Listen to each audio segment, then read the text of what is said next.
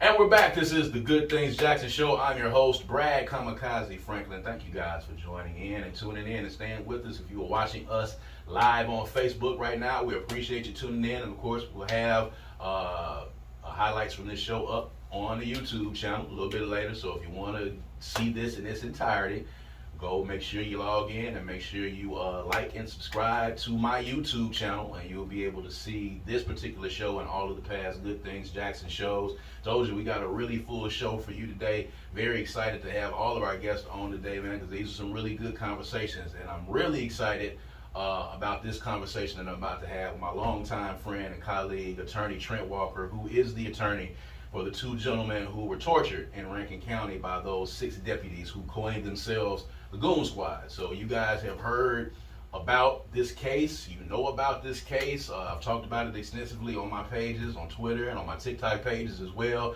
But I want to make sure that you guys actually know how atrocious and how disgusting the particulars of this case was, and also what you can do going forward to ensure that this does not happen to another person. We all know, all of us that have lived in central Mississippi, we all know the stories of things that have happened when you're driving through Rankin and Madison County. Goon squads exist in both of those counties.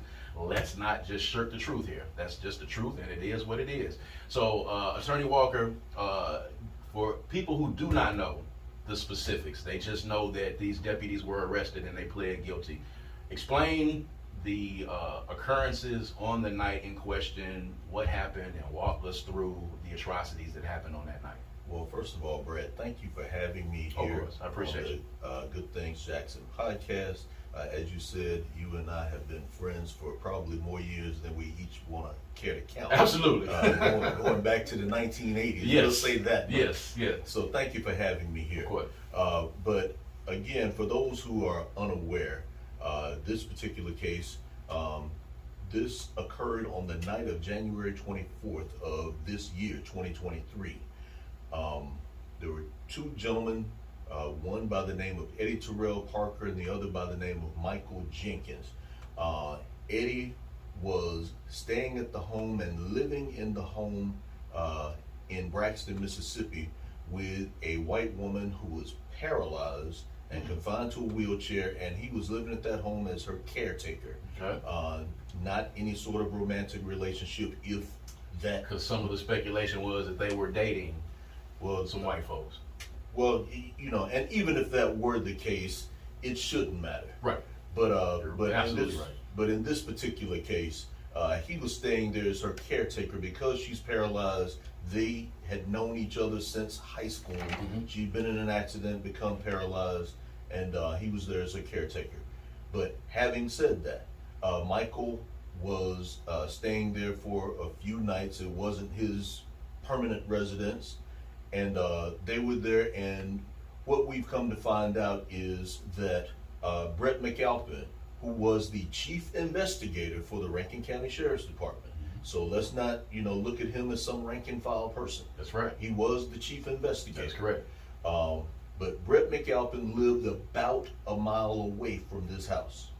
So he had been told by a neighbor that the neighbor had seen some black men staying at the home and they were engaging in quote unquote suspicious activity, whatever that's supposed to mean. Being black, probably. Being black at a white woman's house. Right. So what ends up happening from there is that he then communicates with Christian Dedman. Christian Dedman is the cousin of Daryl Dedman, who was driving the vehicle that ran over, I believe his name was James Anderson, Yes. about 12 years ago Yes. on Ellis Avenue. That's correct.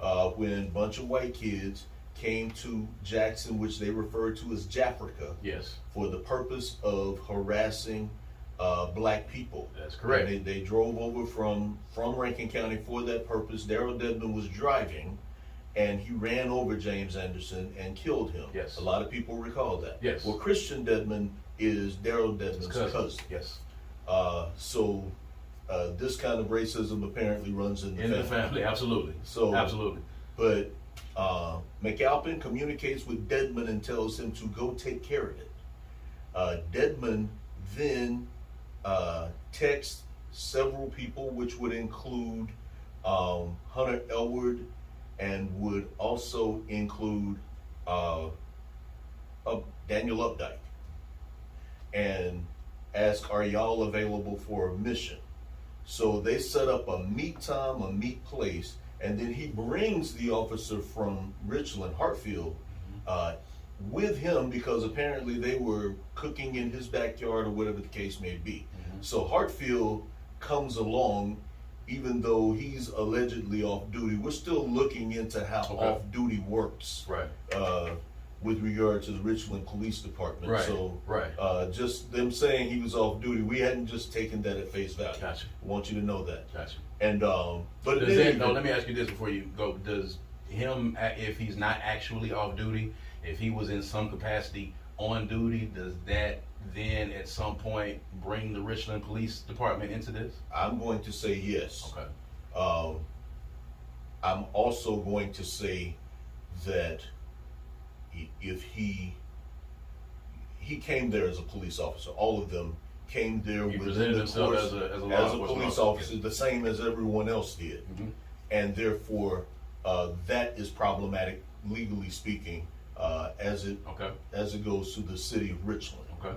You know, and also want to, because a lot of people kind of mix the pronunciation up. We're talking about Richland in Rankin County, yes, and not Ridgeland in Madison County. Yes. Okay. But having said that, they all come to the house. They've communicated, and they've Dedmon has told them no bad mug shots, which basically means you can beat these guys anywhere that's not going to show up on a mug shot.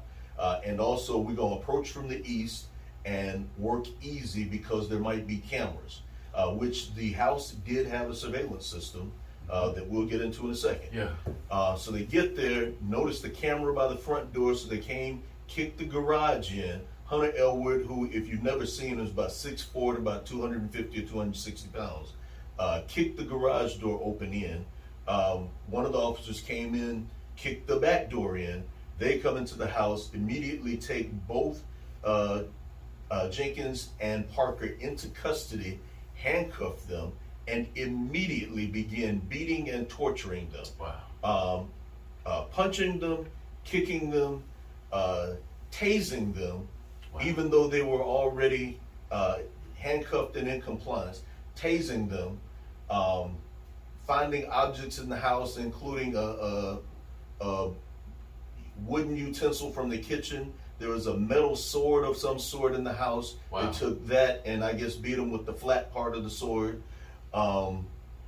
Somebody hit Parker with a 2x4, but they go on and they start beating them.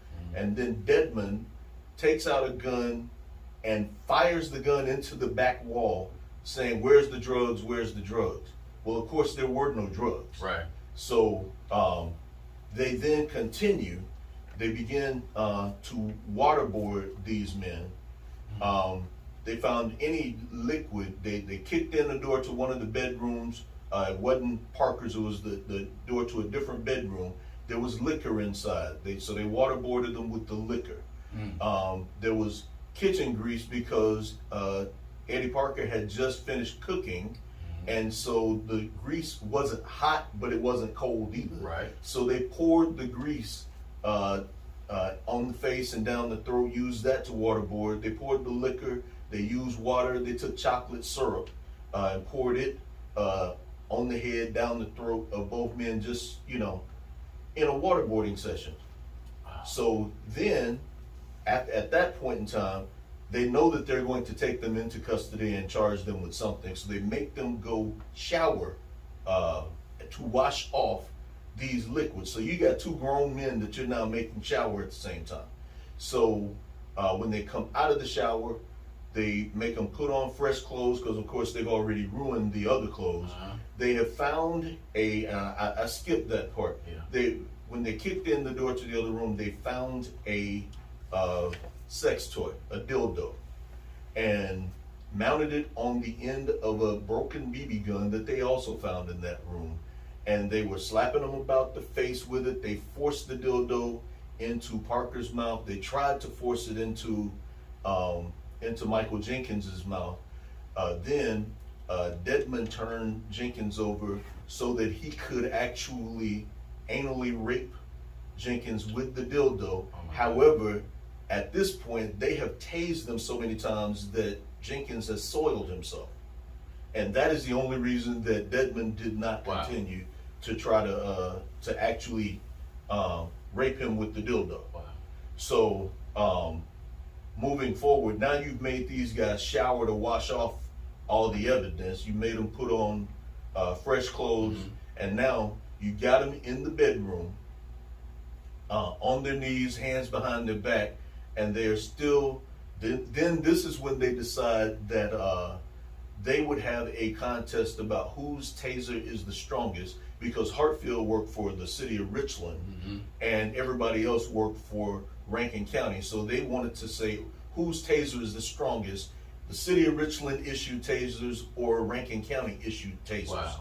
And so they again set about tasing these guys just gratuitously and making fun of them, calling them the N-word, monkey, all kinds of racial slurs the whole time, telling them they need to get back to their side of the river and get out of Rankin County and go back to Jackson.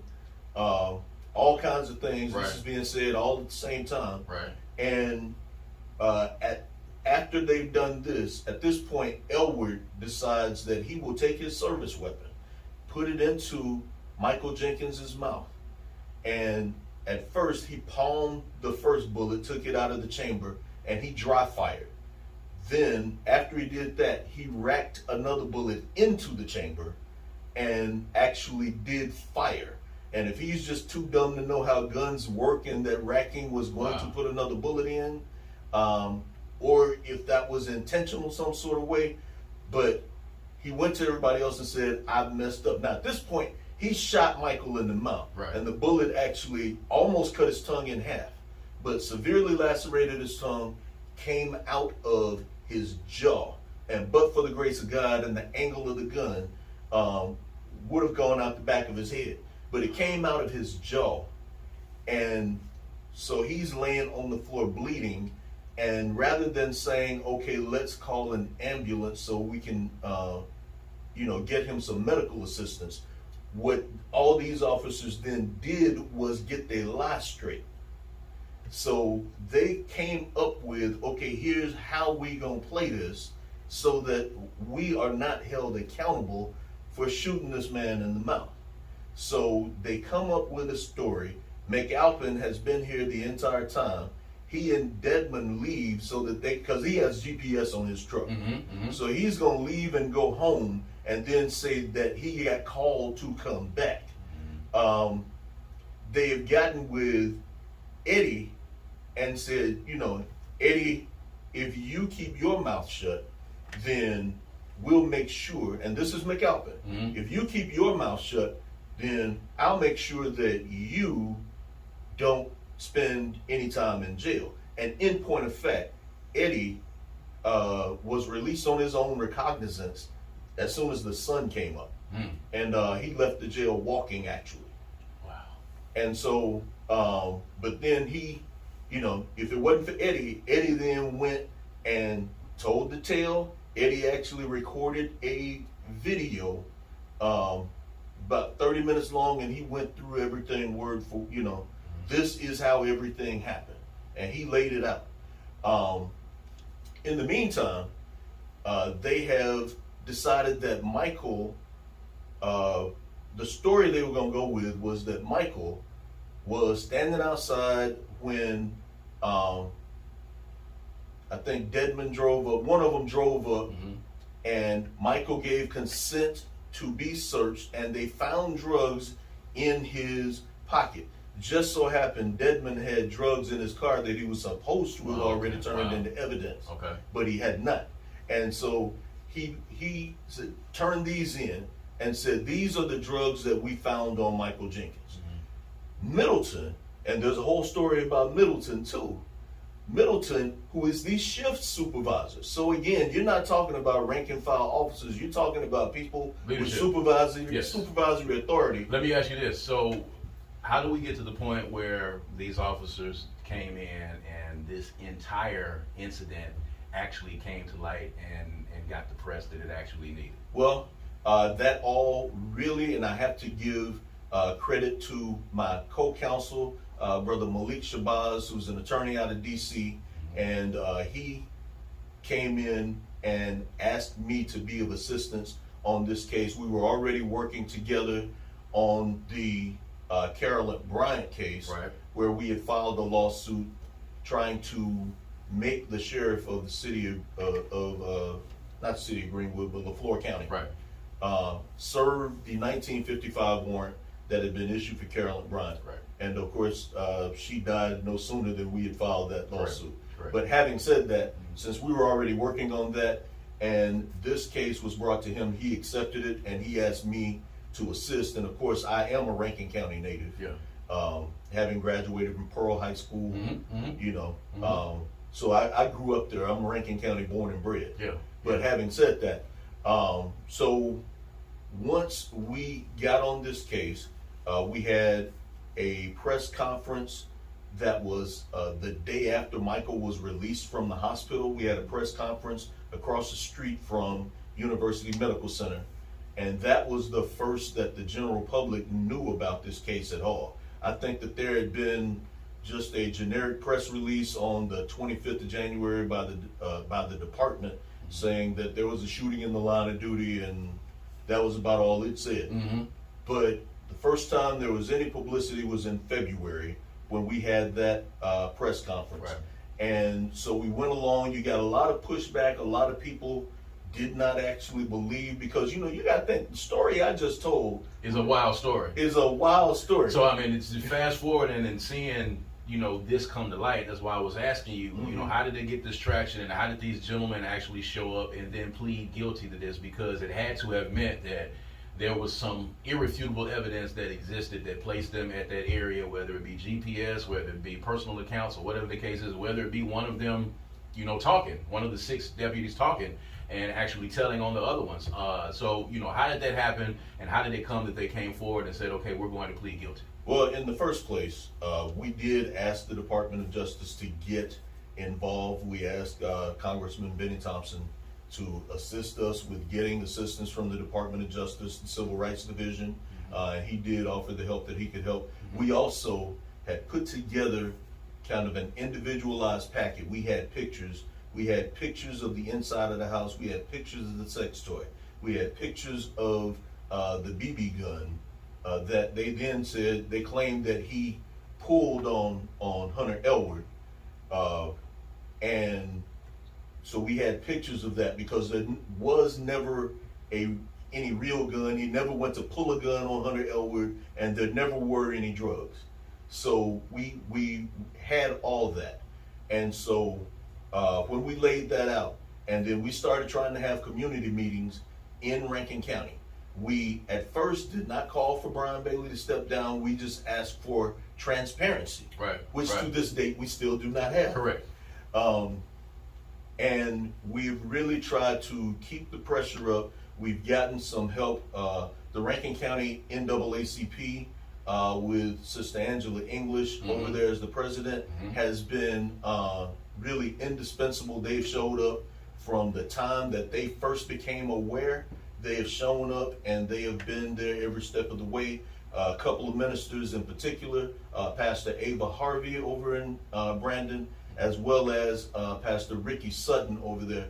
They have been with us every step of the way over in Rankin County. What's next for these 6 officers here? Well, what has happened is that they pled guilty in July Right. in federal court to a variety of 13 different charges. Not everybody was charged with the same thing, but a variety of 13 different federal charges. They then turned around and pled guilty in Rankin County for another variety of state charges that involve Lynn Fitch in the Attorney General's office, and she had someone who was embedded with the U.S. Attorney working that case the whole time the investigation was going on. So we do need to say, because a lot of people said Lynn Fitch didn't do this, didn't do that. Right.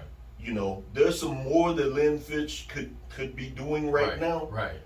And we're going to ask her to do some of those things. Right.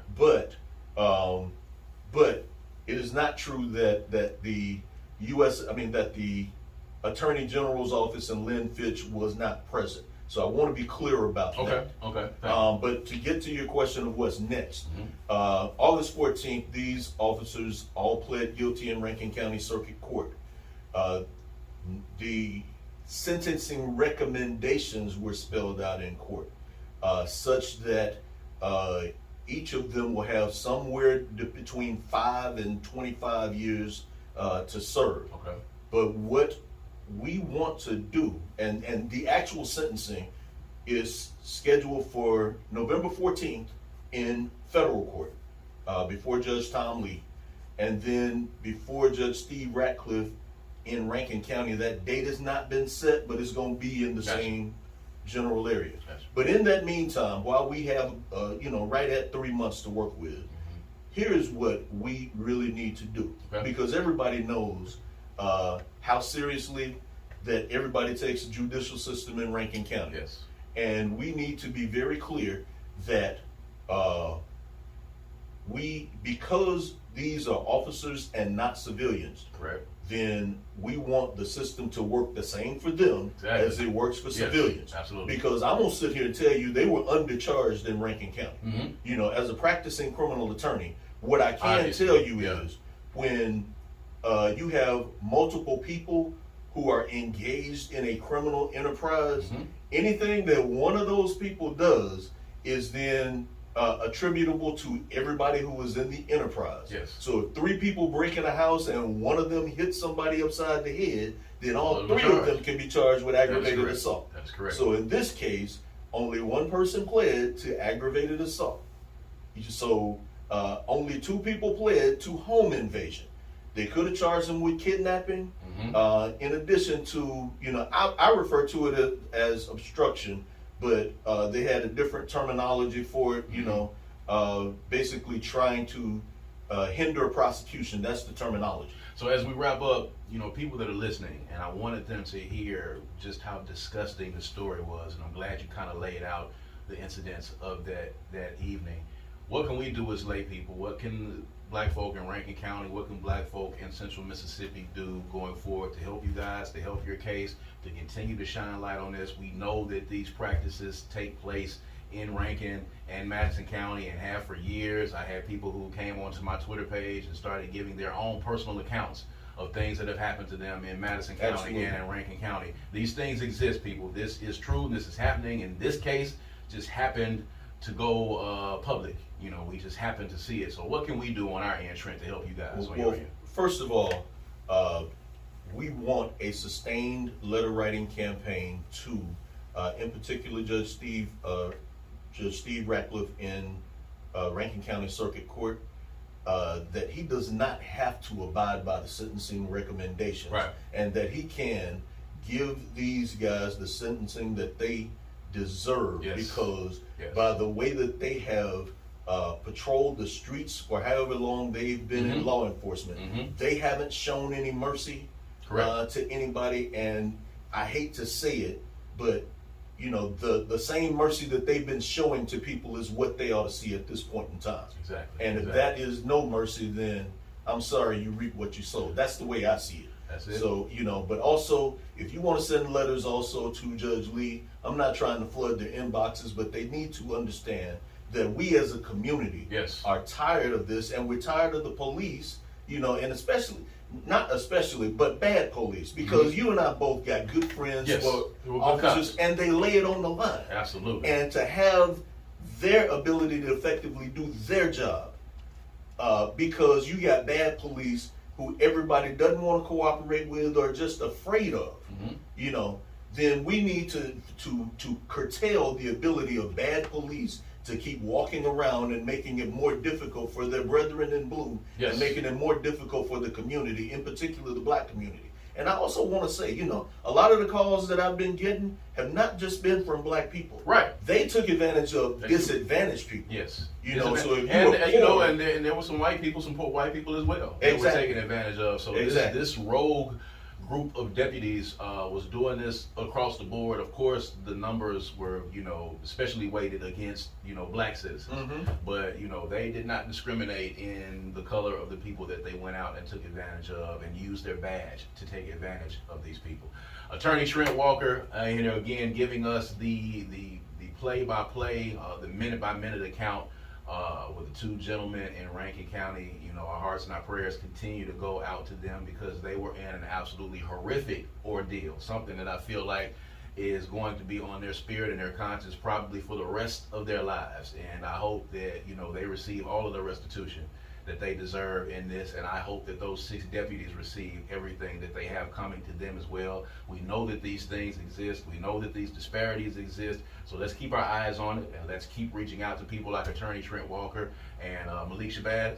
That's right. In DC. Let's keep reaching out to these folks, man, and let's keep shining a light on the racism that still exists in central Mississippi right now in 2023. I want to thank all of you for joining us. Of course, today we had a really action-packed show. I want to say thank you to all of my guests, So Gucci and JJ, to Vern Gavin, the gentleman that they had with him that were endorsing them, and of course, my friend, Attorney Trent Walker, who represents the 2 men who were brutally tortured and sexually assaulted in Rankin County by those 6 deputies. I'm glad you came and gave that story. Now everybody kind of knows play-by-play of what happened, and now we have more information to be able to go forward and be able to make good decisions as we go forward and try to expose what has been going on in law enforcement in central Mississippi for so long. So you guys make sure y'all have a good rest of your weekend, a good rest of your Sunday. Try to stay as cool as possible. Next week we're going to be getting up to some record temperatures, so please make sure that you stay safe. Make sure you keep your kids safe. Make sure you stay hydrated. Make sure you keep your pets safe. All of that good stuff, man. Make sure you're following us on social media. We'll see you guys on next Sunday. This is the Good Things Jackson Show,